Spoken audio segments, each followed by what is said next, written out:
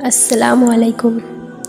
اکثر انسان کا دل اپنی ناممکن دعاؤں پر بڑا بے چین رہتا ہے کہ وہ کیسے جان سکتا ہے کہ اللہ تعالیٰ اس کی مانگی گئی چیز پر راضی ہے یا نہیں۔ تو یاد رکھنا، جب اللہ کسی کی دعا پر راضی ہونے لگتا ہے تو اچانک کچھ چیزیں بھی ضرور ظاہر کرتا ہے۔ میرے اللہ کا قرآن تو خود اس بات کا دلاسا دلا رہا ہے کہ وہ کن سے راضی ہوتا ہے اور کن لوگوں کی دعاؤں کو قبول کرتا ہے۔ تو سنو، اللہ فرماتا ہے، جو لوگ خوف اور امید کے ساتھ اللہ کو پکارتے ہیں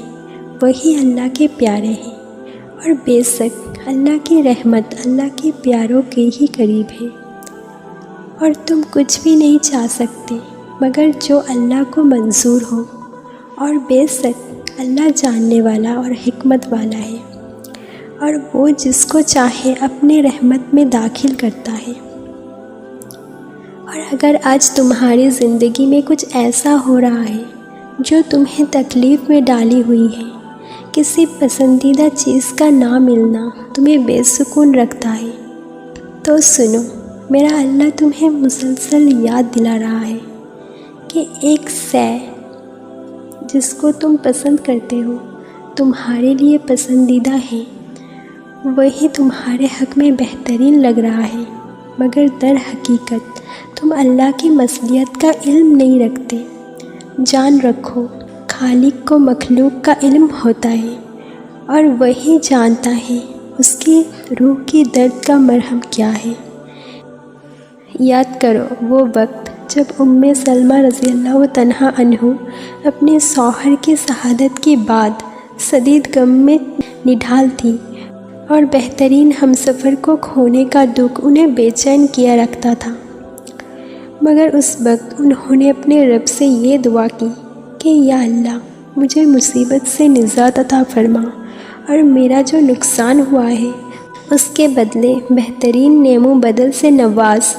تو جانتے ہو، اللہ نے انہیں نبی پاک صلی اللہ علیہ وسلم کی صورت میں ایسا بہترین اور عظیم نعم و بدل عطا فرمایا جس کا انہوں نے کبھی تصور بھی نہیں کر سکتی تھی۔ بے شک میرے رب کی عطائیں گمان و بیان سے باہر ہوتی ہیں۔ تو تم بھی اپنے غم کے اندھیروں کا علاج یقین کی روشنی سے کرو گے نا،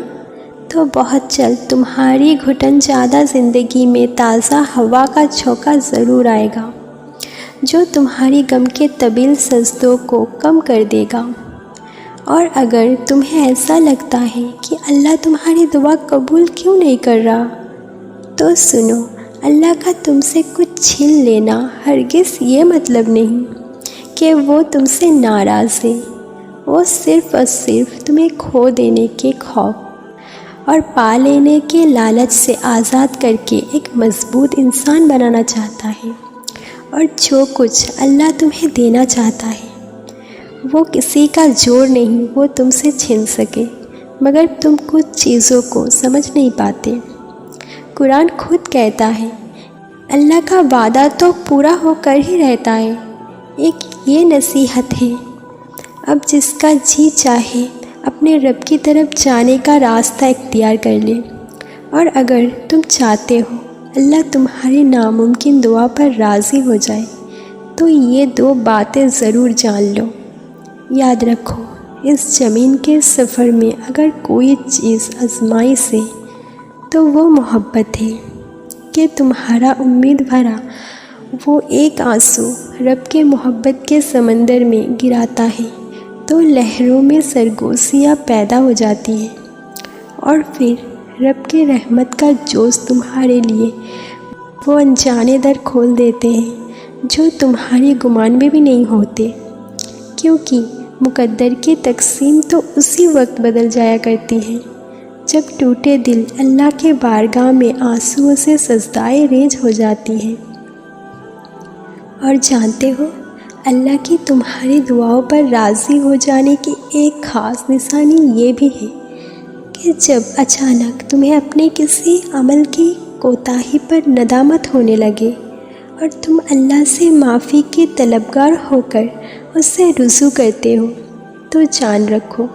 اس کی عطا تمہاری خطا سے بہت وسیع ہے، اور کسی نے کتنی ہی نافرمانی کی ہو، مگر جب وہ اللہ کے پاس لوٹ کے آتا ہے، اللہ تعالیٰ اپنے رحمت اس کے اوپر نازل کر کے اس کی مانگی گئی دعا پر کن فرما دیتا ہے۔ نبی کریم صلی اللہ علیہ وسلم نے فرمایا، اللہ تعالیٰ اپنے بندوں کی توبہ پر اتنا خوش ہوتا ہے کہ جتنا تم میں سے اپنے سواری کو جنگل میں پا لینے سے خوش ہو جاتے ہو۔ اور جب اچانک تمہارے اندر یہ تبدیلی ہونے لگے کہ بڑے سے بڑا غم ہو یا تکلیف تمہارے لیے کوئی معنی نہیں رکھتی، درد میں بھی مسکراہٹ تمہاری لبوں کا حصہ بن کر رب کی شکر گزاری میں بدلنے لگے، تو جان لو یہی وقت ہوتا ہے جب اللہ کی قدرت کے کرشمے تمہاری ناممکن دعاؤں کو ممکن بنا دیتے ہیں۔ قرآن خود کہتا ہے کہ پھر وہ تمہاری پسندیدہ چیز مقررہ وقت پر لائے گا اور تم حیران رہ جاؤ گے۔ مطمئن ہو جاؤ، تمہاری لا حاصل آرزوئیں، ادھوری خواب سب حاصل ہو جائے گا۔ عنقریب وہ اپنے رحمت سے تمہاری زندگی کو موجوں کی وہ راہ دکھائے گا جو تمہیں خوبصورت منزل تک لے جائیں گے،